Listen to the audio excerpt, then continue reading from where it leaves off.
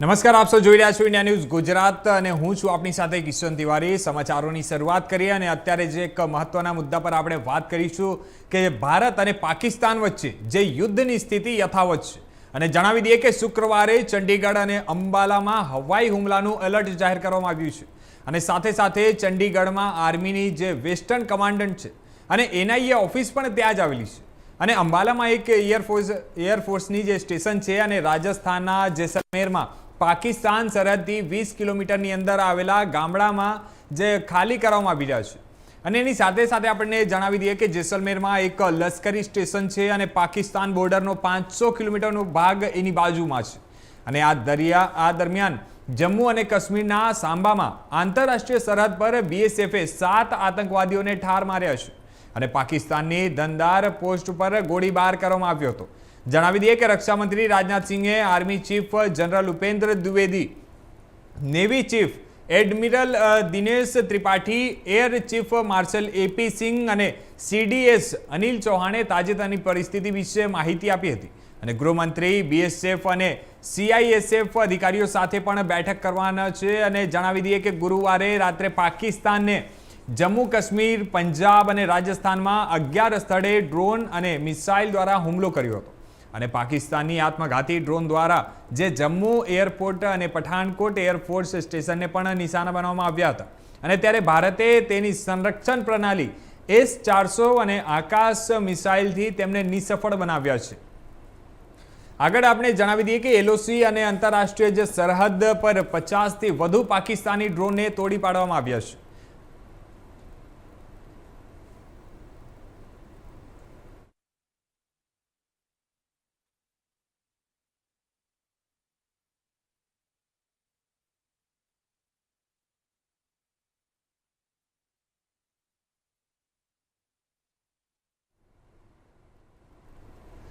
જણાવી દઈએ કે આંતરરાષ્ટ્રીય સરહદ પર 50થી વધુ પાકિસ્તાની ડ્રોનને તોડી પાડવામાં આવ્યા હતા અને એની સાથે સાથે પઠાનકોટમાં પાકિસ્તાનની ફાઇટર જેટ તોડી પાડવામાં આવ્યું છે અને જો કે સરકારે એની પુષ્ટિ કરી નથી।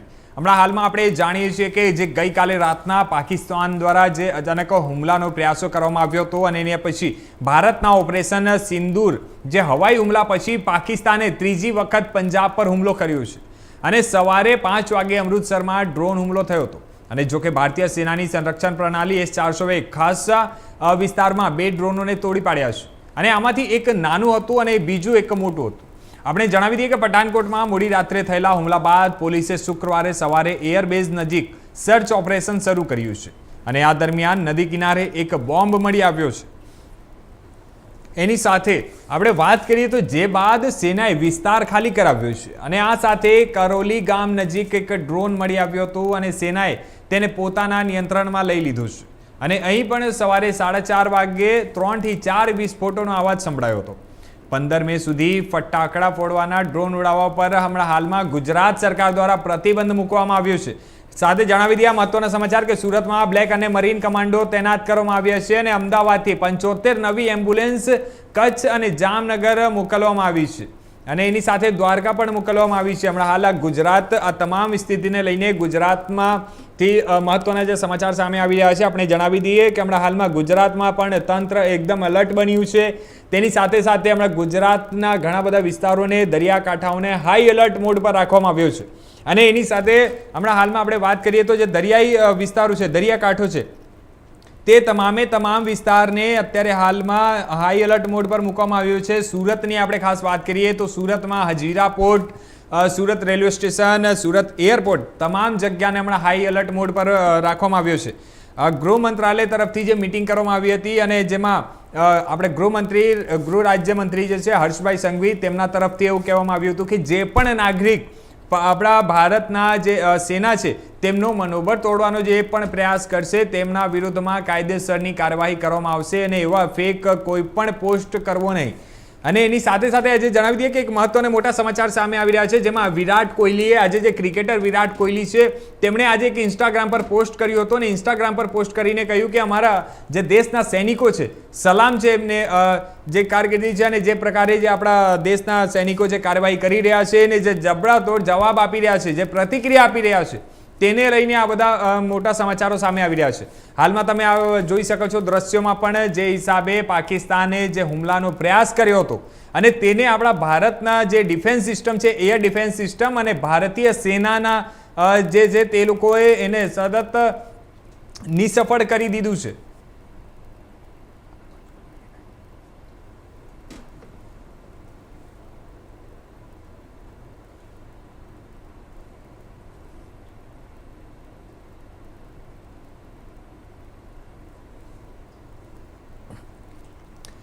હાલમાં જણાવી દઈએ કે ગઈકાલ રાતથી જ જે પાકિસ્તાન તરફથી આ હુમલાનો પ્રયાસો કરવામાં આવી રહ્યા છે ને એના પછી હમણાં હાલમાં ભારત દ્વારા સતત એ લોકોને પ્રતિક્રિયા આપવામાં આવી રહ્યો છે અને ભારત જબડાતોડ એ લોકોને જવાબ આપી રહ્યું છે. અને એની સાથે સાથે હમણાં હાલમાં મહત્વના જે સમાચાર સામે આવી રહ્યા છે તેમાં તમને જણાવી દઈએ કે કર્નલ સોફિયાએ કહ્યું છે કે પાકિસ્તાને નાગરિકોને ઢાલ તરીકે ઉપયોગ કર્યો છે. હમણાં હાલમાં આપણે સામે છે કે પ્રેસ કોન્ફરન્સ આયોજન કરવામાં આવ્યું હતું સેના દ્વારા અને જેમાં ઓફિશિયલી કહેવામાં આવ્યું છે અને કર્નલ સોફિયાએ કહ્યું છે કે પાકિસ્તાને નાગરિકોને ઢાલ તરીકે ઉપયોગ કર્યો છે. 400 ડ્રોન છોડ્યા હતા અને પોતાના એર સ્પેસમાં વિમાન ઉડાવ્યા જેથી ભારત વળતો પ્રહાર ન કરે. આ હમણાં હાલના મોટા સમાચારો જે સામે આવી રહ્યા છે તેમાં આપણે જણાવી દઈએ કે આ પ્રકારની જે પાકિસ્તાન જે છે આ પ્રકારની કાર્યવાહી કરે છે. અને ગઈકાલ રાતની આપણે વાત કરીએ તો ગઈકાલ રાતે ભારત તરફથી ભારતીય સેનાએ જબડાતોડ જે જવાબ આપ્યું છે.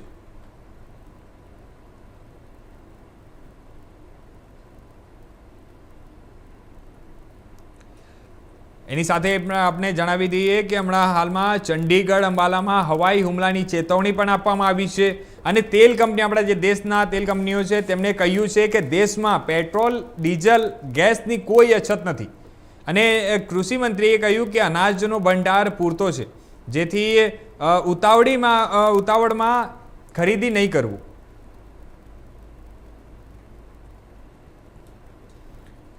આપણે ખાસ કરીને જણાવી દઈએ કે ઓપરેશન સિંદૂર અંગે વિદેશ મંત્રાલયની જે પ્રેસ કોન્ફરન્સ શરૂ થઈ ગઈ છે અને 8 અને 9 મેની રાત્રે જે પાકિસ્તાન દ્વારા જે હુમલો કરવામાં આવ્યો હતો તેના વિશે માહિતી આપતા કર્નલ સોફિયા કુરેશીએ અને વિંગ કમાન્ડન્ટ વ્યોમિકા સિંહ સાથે વિદેશ સચિવ વિક્રમ મિશ્રી પણ હાજર રહ્યા હતા અને તેમણે જણાવ્યું છે કે 8 અને 9 મેની રાત્રે પાકિસ્તાની સેનાએ ભારતીય યુદ્ધ ક્ષેત્રમાં અનેક હુમલાઓ કર્યા અને જેમાં લશ્કરી માળખાઓને નિશાનો બનાવવામાં આવ્યો હતો અને આંતરરાષ્ટ્રીય સરહદ પર 36 સ્થળોએ ઘૂસણખોરીના પ્રયાસ કરવામાં આવ્યા હતા અને ગોળીબાર પણ થયો હતો જ્યારે ભારતે ઘૂસણખોરોને મારી નાખ્યા છે. આ હમણાં હાલના મહત્વના જે સમાચારો સામે આવી રહ્યા છે આપણે જણાવી દઈએ અત્યારે કે ભારત પાકિસ્તાન તણાવ વચ્ચે વિદેશ મંત્રાલયની આ પ્રેસ કોન્ફરન્સ યોજાઈ હતી અને આ સતત ત્રીજો દિવસ હશે. અગાઉ પણ 7 અને 8 મેના રોજ સરકાર દ્વારા ઓપરેશન સિંદૂર વિશે માહિતી આપવામાં આવી હતી અને ખાસ કરીને વાત કરીએ તો ગુરુવારે રાત્રે ભારતે પાકિસ્તાનના તમામ હુમલાઓને નિષ્ફળ બનાવ્યા હતા અને બધી મિસાઇલો અને ડ્રોનોને એર ડિફેન્સ સિસ્ટમ S-400 દ્વારા તોડી પાડવામાં આવ્યા હતા અને જેમાં ખાસ કરીને જે માહિતી આપવામાં આવી છે કે કોઈ જાનહાનિના હમણાં હાલમાં કોઈ અહેવાલ નથી અને તે જ સમયે સમાચાર એજન્સીના જણાવ્યા અનુસાર જણાવી દઈએ કે S-400 પઠાણકોટમાં એક પાકિસ્તાની ફાઇટર જેટને પણ તોડી પાડ્યું હતું.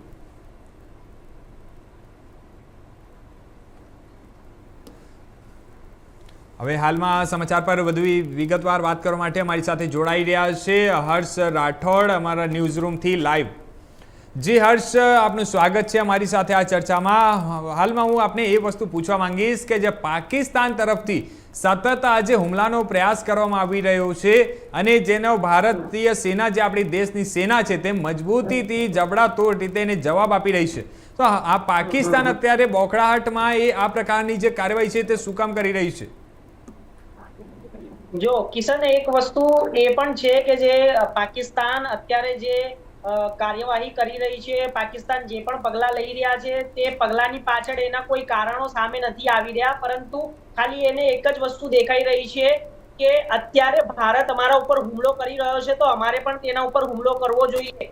પરંતુ તે સમજી નથી રહ્યો કે ભારત સિર્ફ આતંકવાદીઓ ઉપર હુમલો કરી રહ્યો છે અને ના કે પાકિસ્તાનના કોઈ સૈન્ય ઉપર કે ના ત્યાંની કોઈ નાગરિકો ઉપર તેને નુકસાન પહોંચાડવાનું કામ કરી રહ્યું છે ભારત. પરંતુ હું આપને જણાવી દઉં કે જે પાકિસ્તાનનો ઇતિહાસ રહ્યો છે, ઇતિહાસ એ જ રહ્યો છે કે પાકિસ્તાનની જોડે કોઈ સમજણ નથી, એની પાસે કોઈ મેચ્યોર ડેમોક્રેસી નથી.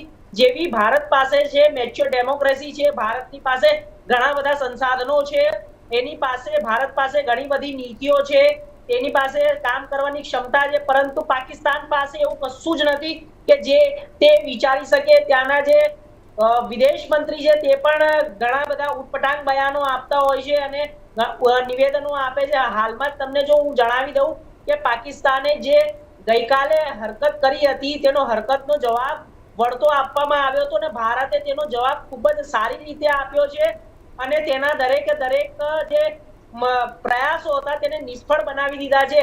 કિશન, આપણે જણાવી દઉં કે ગઈકાલે તેને રાત્રે લગભગ 1:30 વાગ્યાની આસપાસ, 1:30 થી 2 વાગ્યાની આસપાસ બીજા 2-3 મિસાઇલ એર સ્ટ્રાઇક કરી હતી ભારત પર, પરંતુ તે પણ તેને નેસ્તનાબૂદ કરી દેવામાં આવી હતી. અને જ્યારે ભારતે તમામ સીમાવર્તી જેટલી બોર્ડરો છે, ગુજરાતની હોય કે દેશની હોય, તમામ સીમાઓ ઉપર રડાર સિસ્ટમ મૂકેલી છે. રડાર સિસ્ટમ એવી સિસ્ટમ છે કે જે દુશ્મનોના આવતા દરેકે દરેક ઘાને ઝીલવાની ક્ષમતા રાખે છે અને તેને જવાબ આપવાની ક્ષમતા રાખે છે અને તેને દરેકે દરેક રીતે જવાબ આપી શકે તેટલી ક્ષમતા સાથે આપણા ભારત જોડે અને ભારતના સૈન્યો પાસે એટલા સંસાધનો છે કે દરેકે દરેકનો જવાબ આપી શકે છે. કિશન જી, આપણે જે હિસાબે જોયું કે જે રાતના પાકિસ્તાન દ્વારા જે હુમલાનો પ્રયાસ કરવામાં આવ્યો હતો અને એનું ભારતીય સેના એકદમ જબડાતોડ રીતે એને પ્રતિક્રિયા આપી રહી છે. અને હમણાં હાલમાં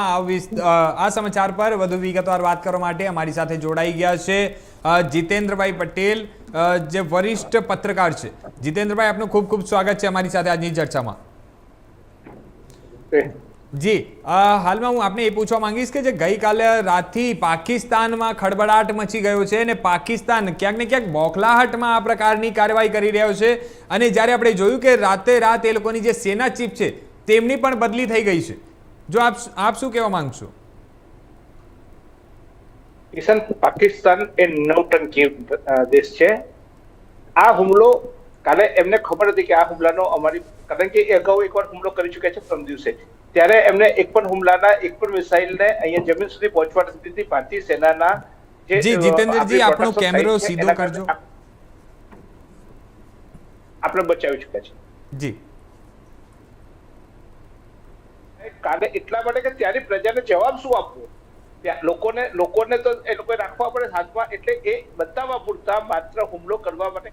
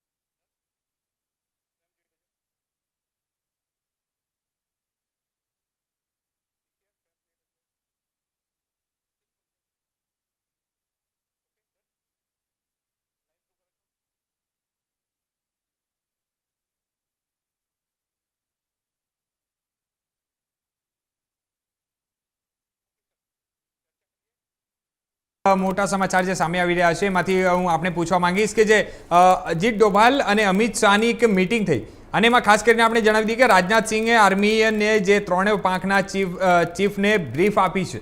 આપને શું લાગે છે કે હવે આગળ કયા પ્રકારની કાર્યવાહી કરવામાં આવી શકે છે?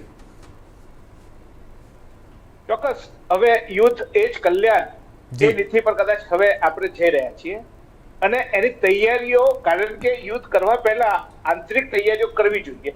અને એ તમે જુઓ છો તે રીતે કે બ્લેકઆઉટની તૈયારીઓ ઇમરજન્સી રૂમ આપણા રાજ્યમાં પણ અને આ દેશમાં પણ વિવિધ જગ્યાએ ખાસ કરીને જે બોર્ડર્સ છે, બોર્ડર્સના જે રાજ્યો છે એ રાજ્યોમાં ઇમરજન્સી લેન્ડિંગ, ઇવન એમ્બ્યુલન્સની તૈયારીઓ, એટલે આ જે પ્રકારની તૈયારીઓ છે કે હવે પાકિસ્તાન એક પણ હરકત કરે તો હવે ભારતને કહો ચડાવે બાણ, અને એ બાણ આપણે તૈયાર છે. આપણે ગઈકાલે બાણ છોડ્યા પણ હતા. 4 આપણી મિસાઇલ થકી પાકિસ્તાનની જે અમુક જે સિસ્ટમો છે એને આપણે રડાર સિસ્ટમોને આપણે પ્રોપ કર્યા છે. પાકિસ્તાનની જે હવાઈ મથકો છે એના પર પણ આપણે હવે હુમલા કરવાની તૈયારી કરી ચૂકી છે. એટલે આજે પણ રાજનાથસિંહે અને ખાસ કરીને અમિત શાહે જે પણ મિટિંગો કરી, મિટિંગોમાં હવે આરકે પારની લડાઈની સૂચનાઓ અપાઈ ગઈ હતી. આમ તો લશ્કરે છૂટો દૂર આપ્યો હોવાનું કહેવાયું હતું અને લશ્કરે એ રીતે કાર્યવાહી પણ કરી, પરંતુ હવે આપણે પણ તૈયાર છે, એટલે કે નાગરિકોને પણ તૈયાર કરીને જો હવે યુદ્ધના તરફ આપણે એકદમ આગળ રવા નીકળ્યા છીએ. ભારત ક્યારે સામેથી યુદ્ધ કરતું નથી, પરંતુ પાકિસ્તાને જ્યારે એની પોતાની છાત બતાવી છે ત્યારે આપણે ચોક્કસ ભારતે પણ હવે જવાબ આપવાની તૈયારી કરી ચૂકી છે. અને કદાચ હવે આજે રાત્રે જો કદાચ જરા પણ અવરચંડાઈ થાય તો ભારત રાહ નહીં જોવે, હુમલો કરશે. ગઈકાલે પણ હુમલો કરવાની તૈયારી કદાચ આપણે કરી શક્યા હોત, પણ ભારતની માનસિકતા અને ભારતની આજે એક આપણે જોઈએ છીએ કે એક આપણી કુદરતને ન્યાયને આપણે જાણીએ છીએ. પાકિસ્તાને ડબલ ચાલ ચાલી. પાકિસ્તાને પોતાના હવાઈ જહાજો જે પેસેન્જરો લઈને જતા હતા એ ચાલુ રાખ્યા હતા. એને કારણે ભારતે હુમલો કરતા પહેલા 5 વાર વિચાર કર્યો કે નિર્દોષ નાગરિકોનો ભોગ ન લેવાય, અને એટલે એ રીતે મિસાઇલ્સ આપણે છોડી કે જેને કારણે ત્યાંની જે હવાઈ જહાજો હતા એ હવાઈ જહાજો નુકસાન ન થાય.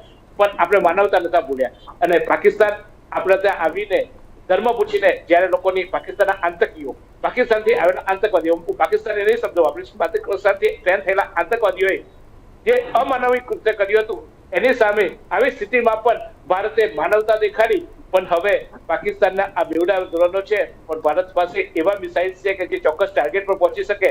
એટલે ભારત એની હવાઈ સીમાઓ જો ખુલ્લી રાખે અને ચાલુ રાખશે તો પણ ભારત હુમલો કરશે.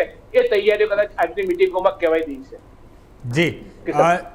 જી, જે પ્રકારે આપણે સૌએ જોયું, ભારતે ક્યારે બી એમ નથી કીધું કે અમારી લડાઈ કોઈ દેશથી છે. અમે ભારત તરફથી સતત એવું જ કહેવામાં આવે છે કે અમારી લડાઈ આતંકવાદ વિરુદ્ધ છે. અને જ્યારે આપણે બધાએ જોયું કે ભારતે જ્યારે આતંકવાદ પર જે હુમલો કર્યો ને આતંકવાદીઓને મારવામાં આવ્યું, ત્યારે અત્યારે હાલમાં પાકિસ્તાન ડાયરેક્ટલી યુદ્ધમાં પડી ગયો છે. જેની પાસે પોતાના ખાવાના ઠેકાણા નથી, એ લોકો બીજા દેશમાં જઈને માંગીને આજે પણ એમના દ્વારા એક ટ્વીટ કરવામાં આવ્યો હતો અને એમના જે જણાવવામાં આવ્યું હતું ને સહયોગી એમના જે દેશો છે તે લોકો પાસે એ લોકો હમણાં હાલમાં ભીખ માંગવાનું ચાલુ કરી દીધું. અને એના પછી પાછો એ લોકોને એક ટ્વીટ કરવામાં આવે છે કે મારું એકાઉન્ટ હેક થઈ ગયું છે. તો આ પ્રકારની જે એ લોકો બફાટ મારે છે ને ઘણી બધી જગ્યાએ જઈને ભીખ માંગે છે ને એક બાજુ તમે આતંકવાદને સપોર્ટ કરો છો, તો આ બધું શું કામ કરો છો તમે? જી જીતેન્દ્રજી. ચોક્કસ પાકિસ્તાનના બતાવવાના જુદા છે અને ચાવવાના દાંત જુદા છે. પાકિસ્તાન પોતે પણ જાણે છે કે અમારી આર્થિક સ્થિતિ યોગ્ય નથી, પરંતુ એવા સંજોગોમાં પણ પોતાની કહેવાય કે તગડી ઊંચી રાખવાનો પ્રયાસ કરે છે. પાકિસ્તાને ગઈકાલે જેટલા મિસાઇલ્સ નાખ્યા એ બધા મિસાઇલ્સ આપણે તોડી પાડ્યા. પાકિસ્તાન નાનું બાળક તો નથી, ખબર તો પડવી જોઈએ કે ભાઈ ભારત પાસે એન્ટી એરક્રાફ્ટ છે, એન્ટી મિસાઇલ્સની આખી સિસ્ટમ્સ છે. તો આપણે મિસાઇલ્સ ના છોડીએ અને અત્યારે જ એક શાંતિ મંત્રના પર અથવા તો કોઈ બીજા વિકલ્પો જઈએ, પરંતુ એમને દેખાડવું છે કે અમે ચૂપ નથી બેઠા, અમે જવાબ આપ્યો છે. પણ ભાઈ, ભારતે તમારા આતંકવાદીઓ, તમારા ત્યાં રહેતા આતંકવાદીઓ પર હુમલો કર્યો, તમારા પર હુમલો નથી કર્યો. ભારતે એક પણ નાગરિક ઠેકાણા પર હુમલો નથી કર્યો. ઇવન કાલે પણ ભારતે જયારે હુમલો કર્યો ત્યારે પાકિસ્તાનના રડારો જ્યાં હતા, કે જે રડારો ભારતની મિસાઇલ્સને અથવા તો પાકિસ્તાન પર હુમલો કરતા પહેલા એ ઓપરેટિવ કરે એવા જગ્યાએ હુમલા કર્યા છે. કોઈ પબ્લિક પ્લેસ પર હુમલા નથી કર્યા. બીજી તરફ એમને જે ટાર્ગેટ કર્યા હતા એ ટાર્ગેટ ભારતના એરપોર્ટ હતા, એ ટાર્ગેટ ભારતના રેલવે સ્ટેશનો હતા. એમને જે ટાર્ગેટ કર્યા, જે મિસાઇલો સદનસીબે આપણે બચાવી શક્યા. બાકી ભારતના કોઈ એરપોર્ટ પર મિસાઇલ પડતે, ભારતના કોઈ મસ્જિદ પર મિસાઇલ પડતે, ભારતના કોઈ એમને જે ટાર્ગેટ કર્યા હતા એ ટાર્ગેટ ઓફ પબ્લિક પ્લેસ હતા. એટલે એ જ દેખાડે છે કે પાકિસ્તાનની મેલી મુરાદ છે. પાકિસ્તાન ઈચ્છે છે કે એકવાર યુદ્ધ થાય અને યુદ્ધ ભારત જો હુમલો કરે તો અમે લોકો પાસે વધુ ભીખ માંગી શકીએ અને એના ભીખે પાછા અમારી જે ખાલી તિજોરી છે એમાં થોડાક પૈસા આવે અને હથિયારો તો આમ બી એમને ચીન અને અન્ય દેશોએ જે આપ્યા છે એ આપ્યા છે, પડ્યા છે, પણ એ પડ્યા છે તો હવે થોડા વાપરી રાખીએ ને, એના માટે પાછું યુદ્ધ થયું, અમને ખાવાનું આપો એમ કહીને ભીખ માટેનું એક કદાચ નવું આંતરરાષ્ટ્રીય ભીખ માટેનું એક નવું કારણ શોધવાની કોશિશ જ્યારે પાકિસ્તાન કરતો હોય એવું મને વ્યક્તિગત લાગે છે. જી હર્ષભાઈ, હું આપને પૂછવા માંગીશ કે હમણાં હાલમાં જે અપડેટની વાત કરીએ તો હમણાં હાલમાં ગુજરાત સરકાર તરફથી બધી જગ્યાએ જે હાઈ એલર્ટ મોડ પર મૂકવામાં આવ્યું છે, તેને લઈને આપની પાસે શું અપડેટ છે? જી ચોક્કસથી કિશન જણાવી દઉં કે આપણે અત્યારે રાજ્ય અને કેન્દ્ર શાસિત પ્રદેશોને ગૃહ મંત્રાલયથી એક મોટા નિર્દેશ આપવામાં આવ્યા છે અને ગૃહ મંત્રાલયથી એ નિર્દેશ આપવામાં આવ્યા છે કે રાજ્ય અને જે કેન્દ્ર શાસિત પ્રદેશો છે તે બધાને ઇમરજન્સી પાવરનો ઉપયોગ કરવાની વાત કરવામાં આવી છે. તો આ ક્યાંક ને ક્યાંક સૌથી મોટા યુદ્ધના ભણકારા પણ સંભળાઈ રહ્યા છે. તો કિશન, એક વાત સ્પષ્ટ રૂપે બહાર આવી રહી છે કે અત્યારે જે રીતે ગૃહ મંત્રાલયે દિશા નિર્દેશ આપીને કીધું છે કે કેન્દ્ર શાસિત પ્રદેશો અને રાજ્ય સરકારોને કે તમે તમામ પ્રકારના જે પાવર છે તમે યુઝ કરી શકો છો, તેનો ઉપયોગ કરી શકો છો. તો આની પાછળ કોક એવી મોટી ઘટના બનવાની હોય અને તે ઘટનાને લઈને તમામ પ્રકારની સુવિધાઓ અને સમીક્ષાઓ પણ કરવામાં આવી રહી છે. કિશન જી, જે હિસાબે આપણે જોયું કે જે સમીક્ષાઓ કરવામાં આવી રહી છે ને એના પછી આપણે ગુજરાતમાં પણ ઘણી બધી જે દરિયા કાંઠા છે તે દરિયાકાંઠાને હમણાં હાલમાં હાઈ એલર્ટ મોડ પર મૂકી દેવામાં આવ્યું છે. અને પાકિસ્તાન તરફથી આપણે વાત કરીએ તો જે સતત હુમલાના પ્રયાસો કરવામાં આવી રહ્યો છે, તો અને ખાસ કરીને આપણે વાત કરીએ તો જે સમાચારો આવ્યા હતા કે હમણાં હાલમાં આ પિક્ચર અભી બાકી હે, એનો અર્થ શું થાય છે? એટલે આપણે એવું માનવું કે હમણાં હાલમાં આગળ આ પ્રકારની કાર્યવાહી થશે? કિશન, જો એક વાત એવી છે, નરેન્દ્ર મોદીએ હમણાં થોડા સમય પહેલા જ રાજ્યના મુખ્યમંત્રીને ટેલિફોનિક ચર્ચા કરીને વાત કરી હતી અને તે વાતની અંદર એવી વાત થઈ હતી કે જેટલા બી આપણા જે સીમાવર્તી જગ્યા છે ગુજરાતની, તે તમામ સરહદો છે તેને સુરક્ષા તેની વધારી દેવામાં આવે અને તે સુરક્ષા વધારવાની સાથે અંદર જેટલા પણ જે નાગરિકો છે તે નાગરિકોને કોઈ પણ જાતનો ભય અને એવો કોઈ માહોલ ઉભો ન થાય તેનું પણ ખાસ ધ્યાન રાખવામાં આવે. બીજી વાત એ છે કિશન કે અત્યારે હાલ સોશિયલ મીડિયામાં અને અમુક મીડિયાઓની અંદર ખોટી અફવાઓ ચાલતી હોય છે, તો તેના ઉપર પણ વધુ ભાર આપવા માટે નરેન્દ્ર મોદીએ ખાસ વાત કરી છે અને લોકોને પણ અપીલ કરી છે અને રાજ્યના મુખ્યમંત્રીને પણ ટેલિફોનિક ચર્ચા દ્વારા અપીલ કરી છે કે તેનું પણ ધ્યાન રાખવામાં આવે કે કોઈ ખોટી અફવાઓ ના ફેલાવે, કોઈ ખોટા મેસેજો અપલોડ ના કરે અને કોઈ ખોટા મેસેજો દ્વારા કોઈ બીજાને ભયભીત કરવાનું કામ ન કરે, તેના પણ ધ્યાન રાખવામાં આવ્યું છે. કિશન જી, ધન્યવાદ હર્ષ અમારી સાથે જોડાવા માટે આ ચર્ચામાં. જીતેન્દ્રભાઈ, આપનો પણ ખૂબ ખૂબ આભાર અમારી સાથે આ ચર્ચામાં જોડાવા માટે. હમણાં હાલમાં જે પ્રકારે ભારત સરકારે જે ગાઈડલાઇન્સ હમણાં હાલમાં બહાર પાડ્યું છે અને તમામ જે નાગરિકો છે તે લોકોને અપીલ કરવામાં આવી છે સુરક્ષિત રહો અને જે પણ તમારા વિસ્તારના જે અધિકારિક લોકો છે તે લોકો દ્વારા જે પણ નિર્દેશ આપવામાં આવશે તેનું પાલન કરો, સુરક્ષિત રહો. અને ખાસ કરીને અમે ઇન્ડિયા ન્યૂઝ તરફથી આપ સૌને એક અપીલ કરવા માંગીએ છીએ કે તમારા આસપાસના વિસ્તારમાં સેનાની કોઈ પણ કામગીરી જો પ્રવૃત્તિ થતી હોય અને તમારા જો નજરે આવે તો મહેરબાની કરીને અને કૃપા કરીને એનો વિડીયો નહીં બનાવતા અને કોઈ પણ જાતનું સોશિયલ મીડિયામાં શેર નહીં કરતા, કારણ કે તમે જાણા અંજાનમાં એ તમે દુશ્મનોની ક્યાંક ને ક્યાંક હેલ્પ કરી શકો છો. એટલે હમણાં હાલમાં સરકાર તરફથી પણ ના પાડવામાં આવ્યું છે. અને બીજી વાત કરીએ તો જે આપણા દેશના જે સૈનિકો છે તે લોકોનું મનોબળ તૂટે તે પ્રકારનું પણ કોઈ પોસ્ટ કે કંઈ કરવા માટે સખત મનાઈ છે. અને એ પ્રકારની જો કોઈ પણ કામગીરી કોઈ કરે તો એના ઉપર કાયદેસરની કડક પગલાં લેવામાં આવશે. હમણાં હાલમાં આટલું જ. બાકી તમામ અપડેટ્સ માટે જોતા રહેજો ઇન્ડિયા ન્યૂઝ ગુજરાત.